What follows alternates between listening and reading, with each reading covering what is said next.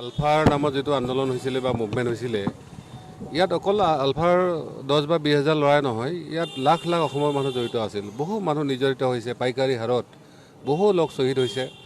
কিন্তু যেটো সংগ্ৰামৰ পৰিণতি হেতু দেখি সকলোৱে দুখ পায়, সকলোৱে হেৰি কৰিছে। কিন্তু তথাপিতো তাৰ মাজেদি একচামে ওলাই আহি নিজকে স্বাৱলম্বী হোৱাৰ কাৰণে বা নিজে হাতেৰে কিবা কৰাৰ কাৰণে তেওঁলোকে যেটো প্ৰয়াস কৰিছে, মোক যেতিয়া তেখেতলৈ মাতিছিলে সেইকাৰণে মই আহিছিলোঁ, শুভেচ্ছা জনাইছোঁ। আৰু আমি নিশ্চিতভাৱে য'ত যেনেকৈ পাৰোঁ আমি সহযোগিতা কৰিম।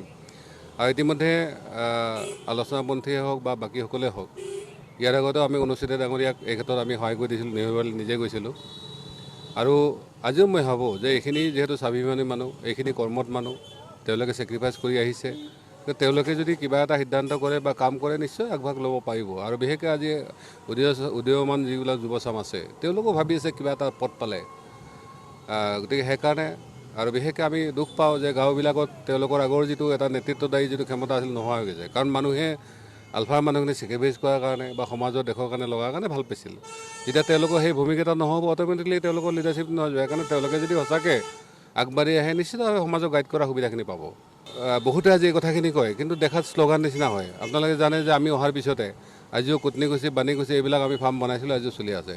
গতিকে তেনেকুৱা ক্ষেত্ৰতো যদি এছামে আগভাগ লৈ এইখিনি কৰিব পাৰে বা ইয়াত কৃষি ক্ষেত্ৰত আজি যদি আমি চাওঁ, কৃষি ক্ষেত্ৰত যদি কোনোবাই লাগে তেওঁ আচলতে দুখীয়া গৰীবৰ বাহিৰে বেলেগ কথা নাই।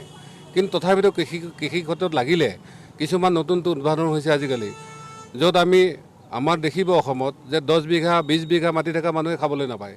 কিন্তু ইয়াতে এনেকুৱা লোক আছে যিসকলে 1 বিঘা মাটিত তেওঁলোকে এগ্ৰিকালচাৰ এক্টিভিটি কৰি কেনে তেওঁলোকে ধুনীয়াকৈ ঘৰ বনাইছে, গাড়ী কিনিছে, এইবিলাক কৰিছে। গতিকে আমি আজিৰ যিটো আধুনিক বা যিখিনি চলি আছে এইবিলাক যদি ভালকৈ আহৰণ কৰি কাম কৰিব পাৰোঁ, এগ্ৰিকালচাৰ ছেক্টৰটো মই ভাবোঁ এটা ভাল বুষ্টিং এটা হ'ব বুলি মই ভাবোঁ। আমি আচলতে দুটা মূল উদ্দেশ্যৰ কাৰণে গোটেই ল'ৰাখিনিক সংগঠিত কৰিছোঁ। এটা হৈছে যে আমাৰ ল'ৰাবিলাকৰ আৰ্থিক অৱস্থা অত্যন্ত দুৰ্বল, তো ল'ৰাখিনিক কেনেকৈ আমি আত্মনিৰ্ভৰশীল কৰিব পাৰোঁ আৰু আত্মনিৰ্ভৰশীল কৰাৰ যোগেদি আমি অসমখনক কেনেকৈ আৰ্থিকভাৱে শক্তিশালী কৰিব পাৰোঁ, এইটো এটা আমাৰ চিন্তা। দ্বিতীয় চিন্তাটো হৈছে যে আজি অসমত এটা শক্তিশালী জাতীয় শক্তিৰ অভাৱ অনুভৱ কৰিছোঁ। আজি বহিৰাগতৰ যিটো আগ্ৰাসন আপোনালোকে দেখা পাইছে, ইতিমধ্যে প্ৰায় 15খন জিলা অসমীয়া সংখ্যালঘুলৈ ৰূপান্তৰিত হ'ল। আৰু এই ধাৰাবাহিকতা যদি থাকে আৰু 10 বছৰৰ পিছত অসমীয়া অস্তিত্বই বিপন্ন হ'ব। গতিকে অসমীয়া অস্তিত্ব সুৰক্ষিত কৰি ৰাখিব পৰাকৈ এটা জাতীয় শক্তিৰ প্ৰয়োজন।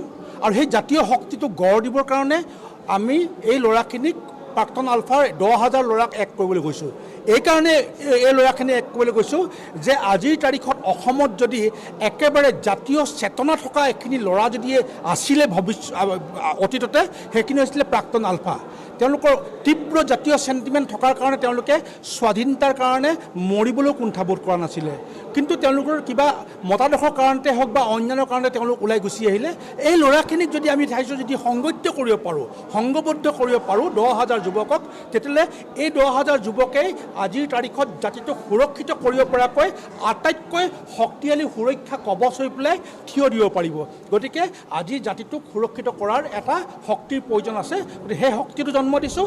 এহাতে এই জাতিটোক সুৰক্ষিত কৰিব আৰু আনহাতে এক অৰ্থনৈতিক সংগ্ৰামৰ যোগেদি নতুন প্ৰজন্মক কৰ্ম সংস্কৃতিবান কৰাৰ লগতে নিজকেই আত্মনিৰ্ভৰশীল কৰি তুলিব।